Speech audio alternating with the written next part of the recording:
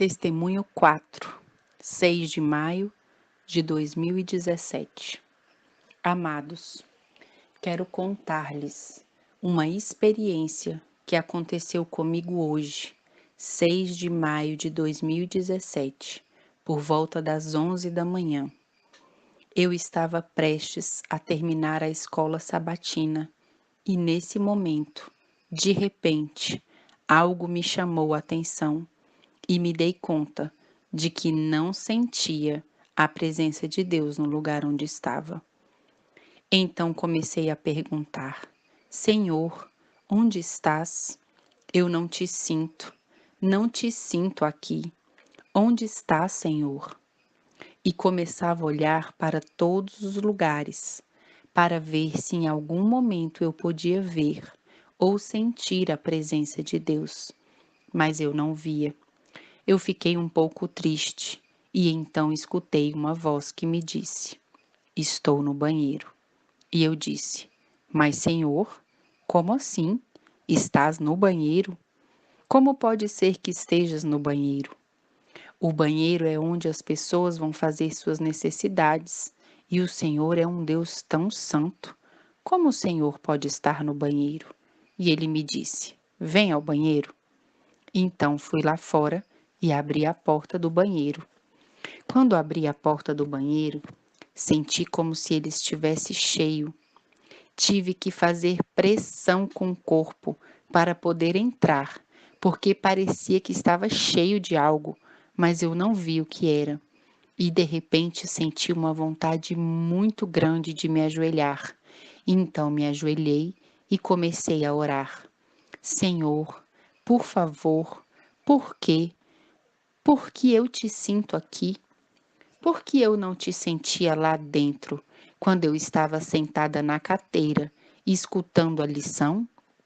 E ele me dizia: Daisy, porque tem muito pecado lá dentro. Não posso entrar. Não posso entrar. Tenho que ficar aqui fora. E você, o que está fazendo lá? Tem muito pecado lá. E eu disse: Mas, Senhor, eu também sou pecadora. Não sei como o Senhor está falando comigo se sou uma pecadora também. Então ele me dizia: Ocorre que eles não me buscam. Eles estão cheios de suas próprias ideias, de seus próprios pensamentos. Imaginam as coisas como pensam, pois então não posso estar ali. Eles não me aceitam. Então, dito isso, eu comecei a chorar. Estava ajoelhada no banheiro, apoiada na pia, e chorando perguntei: Mas, Senhor, que triste! Por que estás me dizendo isso? Por quê? Estou muito triste de escutar isso que estás me dizendo. Então me levantei e percebi que já iam orar pelo encerramento da escola sabatina e corri para dentro e me ajoelhei e comecei a orar. Senhor, por favor, vem aqui comigo. E ele me dizia: Não, não posso entrar, porque não quero construções de concreto, mas o que eu estou buscando são corações contritos e humilhados, e aqui não há corações contritos e humilhados. Então terminou a oração. E quando me sentei inesperadamente, já começaram a falar sobre o que iam fazer com relação à obra missionária, o que já haviam feito, as casas de esperança, etc. E de repente, quando estão falando sobre tudo isso, escuto uma voz que diz: Todos devemos nos esforçar. Esforcem-se, não enviem outros, mas vão vocês mesmos. Ninguém pode ser aliviado de suas responsabilidades. Porque a pessoa que estava falando estava dizendo que todos tínhamos que ir a não sei que lugar. Tinha que fazer obras missionárias e tinha que ir a não sei quantas casas de esperança para começar a dar tantos estudos bíblicos. Então as pessoas estavam como se não estivessem falando com elas, não se importavam. Não importava o que estavam dizendo. Todo mundo estava concentrado em suas coisas e não importava o que estavam dizendo lá da frente. Ninguém se interessava por nada. Estavam cômodos, tranquilos e ninguém preocupado em fazer nada pelos outros. Então eu entendi que foi por isso que a voz me disse que se esforçassem e que não enviassem a outros, mas que fossem eles mesmos, porque ninguém pode ser aliviado da responsabilidade que Deus nos deu de levar esse evangelho em sua pureza para outras pessoas. Então, fiquei bem triste porque o Senhor havia me dito: Daisy, eu não posso entrar. Eu não posso entrar. Então, fiquei com vontade de ir embora, mas havia umas famílias que tinham ido conosco. Então eu dizia: Senhor, como vou embora? Como digo a eles que preciso ir? Não sei como fazer. E então fiquei ali. Então, de repente, os oficiais subiram para começar o segundo serviço. E quando oraram, tudo começou como uma situação um pouco incomum. Ao invés de apresentar a pessoa que ia pregar e já começar com o sermão, começaram com a série de piadas e umas coisas, e eu dizia: Senhor, depois de orar e cantar, olha o que essas pessoas estão fazendo. Estão sorrindo, que se as velas, se foi a luz a noite anterior, todos sorrindo de tantas coisas. E eu dizia: acontece que aqui não há nenhum tipo de solenidade. E a voz me dizia: por isso é que eu não posso estar, porque eles já me tiraram, me tiraram. Tudo o que fazem são com sua prepotência e com suas palavras, mas eu não estou no meio deles. E nesse momento a voz me lembrou, dizendo: lembra-se do grande conflito, capítulo 1, dos 3 grupos? O primeiro grupo se deu conta quando viu o sinal no ano 67, quando Seste o Galo cercou a cidade. Estavam na festa dos tabernáculos. Então Deus havia dito que quando a cidade estivesse cercada, era o sinal para fugir para os montes. Então a voz me dizia que quando isso aconteceu, quando se viu o sinal, Seste o Galo chegou e que se formaram 3 grupos, os que se deram conta e disseram ok, se cumpriu o sinal. E temos que velar o momento em que o Senhor abra a porta para que possamos sair. O segundo grupo dos que perceberam mais se demoraram, ficaram porque era o melhor momento para eles. Estavam em seu melhor momento em questão de dinheiro, em questão de bens e posses, e esses se demoraram em sair até que se assustaram e não saíram. O terceiro grupo que viram o sinal não se importaram e se encorajaram e saíram e perseguiram o lado contrário, que foi o exército do Seste Galo, e mataram muitos dos soldados que nesse dia eram mais líderes. E me estavam lembrando isso do capítulo 1 do grande conflito que ali podemos ver. Então a voz me disse: qual você acredita que foi o grupo que se salvou?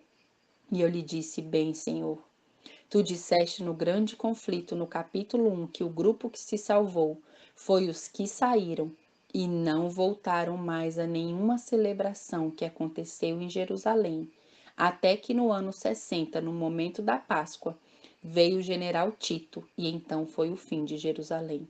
E ele me disse: faça você o mesmo. E quando me disse: faça você o mesmo, eu fiquei com vontade de me levantar e sair correndo, mas eu estava presa, porque havia levado uma família que era visita. Não visita, que não era da igreja, mas visita que estava nos visitando. Embora fosse adventistas, eu tinha ido com eles. Eu dizia: mas Senhor, como faço? Então, nesse momento, quando finalmente a pessoa que ia pregar já se posicionou, como que ia começar a pregar, parou as piadas que tinha trazido, como que de repente deixei de escutá-lo e comecei a escutar essa voz que me repetia versículos, e o primeiro que me disse foi Jeremias 25, de 32 a 38, e depois me disse 1 Tessalonicenses 4:3. Depois a voz seguiu dizendo Isaías 24:5. Depois me ditaram Oséias 4:9, depois Filipenses 4:5, logo 1 Coríntios 4:9, depois Filipenses 3:8, logo Romanos 3:9, depois Colossenses 3:24, logo Jeremias 2:25, também Isaías 5:8, 25, depois Malaquias 3:9, Malaquias 4:4, Sofonias 1:3, Sofonias 1, de 12 a 18, Sofonias 3:12, Colossenses 3, de 9 a 11, 1 Timóteo 4:9 e Lucas 11:52. Quando me deram todos esses versículos, que em outras vezes também já havia me dado, de repente a voz me disse: Você tem que lê-los. Tem que lê-los porque tem que saber, porque tem que colocar em um papel em branco e entregar ao pregador. E é importante que ninguém mais saiba, senão os pastores. Todos os pastores têm que saber isso, porque isso é para eles. E para que o povo também se dê conta do que está acontecendo de cima até embaixo, porque eu estou atento ao que está acontecendo. Irmãos, isso para mim foi muito triste, porque tive que escrever isso em um papel em branco e entregar à pessoa que estava pregando, que na verdade era um pastor. Ele é uma pessoa que quero muito bem, mas se o Senhor disse que eu tinha que fazer, eu fiz. E eu espero que quando vocês lerem esses versículos se deem conta do que realmente está se passando. O Senhor está nos fazendo um chamado, está nos fazendo um chamado à consagração, porque se não nos consagrarmos, irmãos, lamentavelmente, se continuarmos seguindo a homens, escutando a homens, se não buscando o rosto de Deus de todo o coração, irmãos, nós vamos nos perder. Para mim, é muito triste ter que dizer essas coisas. Para mim é um sofrimento saber que nosso Senhor está às portas e que o povo está delirando e vagando em pensamentos e luxúrias um do outro e não estamos olhando para o rosto do nosso Deus. Irmãos, por favor, busquemos a face do nosso Deus, busquemos seu perdão, humilhemo-nos diante dele, porque o Senhor está para vir em breve e, se não prepararmos, irmãos, vamos ficar. Não é pelo que sabemos que vamos ser salvos, é pelo que fazemos. E, embora não sejamos salvos pelas obras, fazemos o que sabemos. Como ele diz, a fé sem obras está morta. Se conhecermos e exercitarmos a fé e fizermos o que Deus manda, então ele poderá habitar em nós. E como ele me disse no princípio, não quero construções de pedras, mas procuro corações contritos e humilhados. Que o Senhor nos dirija em tudo, amados irmãos. Procuremos o Senhor com todo o nosso coração, porque nosso Senhor já está vindo. A condição de nossas igrejas é tremenda, tremenda, tremenda. Tantas coisas virão, nos pegarão tão despreparados se não nos prepararmos, se não seguirmos os passos de nosso Mestre, amados irmãos.